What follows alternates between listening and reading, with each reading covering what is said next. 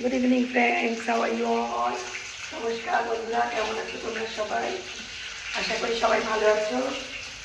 আমিও মোটামুটি আছি। আমার দিল্লির বাড়িতে সকালে কাজের লোক আসে, তো কাজটা বানিয়ে দেয় রাত্রিবেলা। আমি এখন সন্ধ্যাবেলা বাজারে গেছিলাম, একা একা আছি। এই যে পটল 100 টাকা কিলো করে পটল কিনে আনলাম। 100 টাকা কিলো হাফ কেজি পটল কিনে এনেছি। আমাদের কেনিয়াতে পটল পাওয়া যায় না, মা আগে পটল কিনে পাঠাতো 5 কিলো করে আমাদের বাড়িতে খাওয়ার জন্য, এবং ইস্কনেও দিয়েছে মা, ইস্কন টেম্পলের জন্য। তো আজকে আমি ফুলকপি এনেছি। কত করে নিল? 50 টাকা কিলো নিল ফুলকপি। এখানে খুব সুন্দর বাজার বসে সন্ধ্যাবেলা। মাছ মাংস কিছু পাওয়া যাবে না, নবরাত্রি। সকালে ডিম খেয়েছি, ক্যারট নিয়ে এসেছি কিছু, আর একটু আলু সুন্দর করে একটু এক কাপ কফি বানিয়েছি, খাচ্ছি। আর কেটে ওটা ডিম নিয়ে এসেছি। সকালে ডাল ভাত আর 4টে ডিমের অমলেট করে খেয়েছি দুপুর। এখন একটু এখানে রান্না করছি, দেখো। আলু আর পটল দিয়ে একটা দই পটল করবো। এখানে একটু দহি নিয়ে এসেছি মাদার ডেয়ারি থেকে, ক্লাসিক দহি। তো রান্না চলবে। একার জন্য রান্না করছি, বাজার রান্না সব করছি। নিজের বাড়িতে হস্টেল লাইফের মতো আর কি। নিজের জন্য, একার জন্য আমি বাজার রান্না কোনোদিন করিনি জীবনে। সবসময় বাজারটা করেছে মনীষ, এবং রান্নাটা আমি করেছি। রান্নার লোকও করেছে, দিয়ে দিয়েছি বা নিজে করেছি। রান্নাটা খারাপ লাগে না আমার। সোম থেকে শনি শুক্র রান্নার লোক করলেও আমি শনি রবিবার দিনে রান্না করতে পছন্দ করি। স্যাটারডে কথা করি, সানডে বাইরে খেলেও। বাট এখানে ভালোই লাগছে, কম কোয়ান্টিটি আছে, পরিষ্কার করে আছি। কালকে লাঞ্চটা হয়ে যাবে।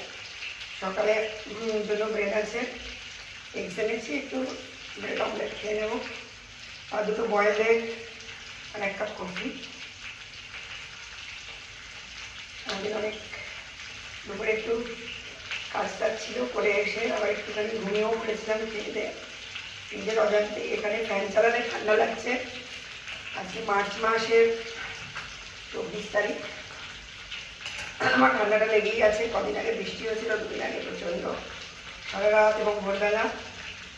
তো তখন ফুল স্পিডে ফ্যান চালিয়ে শুয়েছিলাম। ঠান্ডাটি আমার লেগে গেছে, কলকাতা দিল্লি করে সব জায়গায় বৃষ্টিতে। তো প্যারাসিটামল খাচ্ছি, খেলেই ঘুম পাচ্ছে। আর একা একা কি ঘুরবো, একা একা ঘুরতে ভালো লাগছে না। সঙ্গে একটা সঙ্গী থাকলে ঘোরা যেত। দিল্লিতে এবার 2বার এসেছি, তো এখন আর ঘোরার মুড নেই। কিছু ইম্পর্টেন্ট কাজ আছে, করছি। আমি নিজেও রান্নাবান্না করে আমি ওয়েট করছি। মোস্ট প্রবাবলি ফ্রাইডে স্যাটারডে নাইটে চলে যেতে পারবো। তো তোমরা কে কী করছো, কোথা থেকে ভিডিওটা দেখছো জানিও। ক্রিকেটটা কারো সকালে এসে পরিষ্কার করবে, যাই হোক। আলু আমি বিশেষ পছন্দ করি না, আলু তো খাইও না। ওই হাফ কেজি আলু নিয়ে এসেছি। হাফ কেজি আলু কত নিল? 10 টাকা, 2 টাকা কিলো আলুটা। এবার যদি মশলা টশলা সমস্ত সেট আপ করাই আছে। তো নুন দিয়ে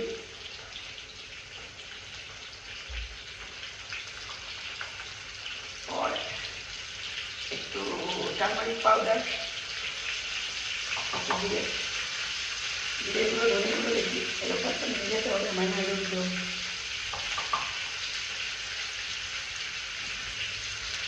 কোনটা জিরেগুলো কোনটা ধনেগুলো একটু ভেজে নিলাম, আর একটু দই দেবো থাকলে ব্যাস ভালোই হবে। সেটা কি এটা ওটা গোটা দিয়ে রাখ, প্রথমে নিচে ভুলে গেছি, এখনই দিয়ে দিলাম। ঘটে আবার কাটতে কাটতে রান্না করছি। সো আমার একটা মডিউলার কিচেন, স্বপ্নের বাড়ি।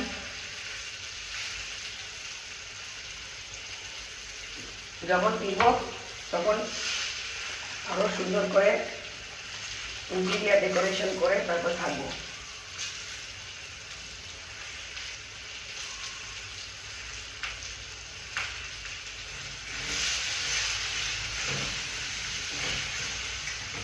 ফিরবো তো আমি ঠিক ইন্ডিয়াতে, যদি ছেলেরা আমাকে পারমানেন্টলি ফিরতে দেয়। যাব বাবা, কি হয়ে গেল? এ বাবা, পুরো নষ্ট হয়ে গেল।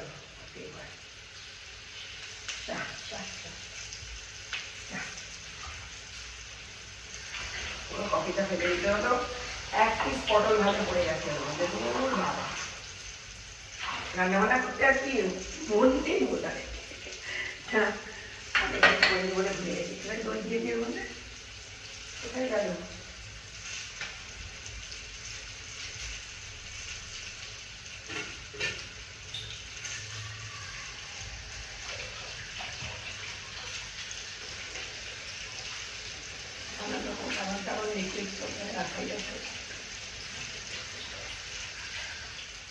দই পটল খাবো ভেবেছিলাম, তো খুবই ভালো কথা।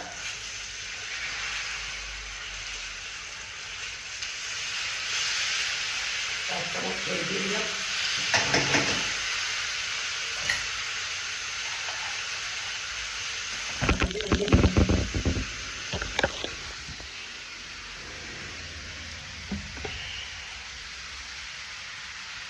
দেখি তোমাদের দেখাই কিরকম হচ্ছে রান্নাটা। এই জন্য দই পটল হয়ে গেল। খাওয়ার কি ইচ্ছা ছিল পটল, আমার দই পটল খেতে খুব ভালো লাগে। নিবেশ টমেটোজ আনা হয়নি, অনিয়ন আছে, জিঞ্জার গার্লিকও আছে, আর দেওয়া হলো না। ভালোই টেস্ট হবে, সব মশলা গেছে, দহি গেছে, সর্ষের তেলে রান্না হচ্ছে। ডাবরের সর্ষের তেল রান্না হচ্ছে। আমরা তো কর্ন অয়েলে রান্না করি নাইরোবিতে, তো এটা টেস্টটা আমাদের ভালো লাগবে। এবার অল্প করে জল দিয়ে দিই আলুগুলো সেদ্ধ হওয়ার জন্য। মাখা মাখা ওটাই ভালো লাগে।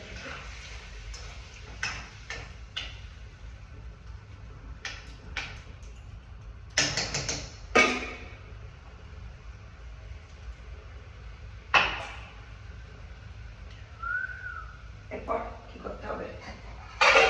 একটু ঢাকনা দিয়ে দিতে হবে। হয়ে গেল তো, হোক এটা, দই পটলটা হোক, ততক্ষণে আমরা ঘুরে আসি। ঠিক আছে?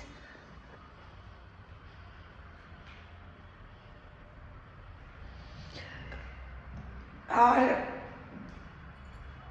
কেউ সঙ্গে থাকলে, একটু কোম্পানি থাকলে সন্ধ্যাবেলা ঘুরতে যেতাম। অনেক ঘোরার জায়গা আছে। অল্প একটু হাঁটাহাঁটি করে এলাম। আমার এখানে ভালো বান্ধবী ছিল ঋতুপর্ণা, সে তো একসঙ্গে আমরা পড়াতাম কেমব্রিজ স্কুলে, সে চলে গেছে বাড়িতে বোধহয় ভাড়া দিয়েই চলে গেছে, রিটায়ার করেছে। তার হাজব্যান্ড ও রিটায়ার করে গেছে, একটু সিনিয়র ছিল, চলে গেছে কলকাতা, ফিরে গেছে।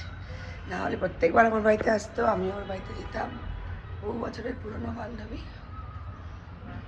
দেখো চারপাশটা সুন্দর এখনো পর্যন্ত, কিন্তু সেরকম গরম পড়েনি, ঠান্ডা ঠান্ডা ভাব আছে একটা। চলো দেখা হবে আবার, টাটা।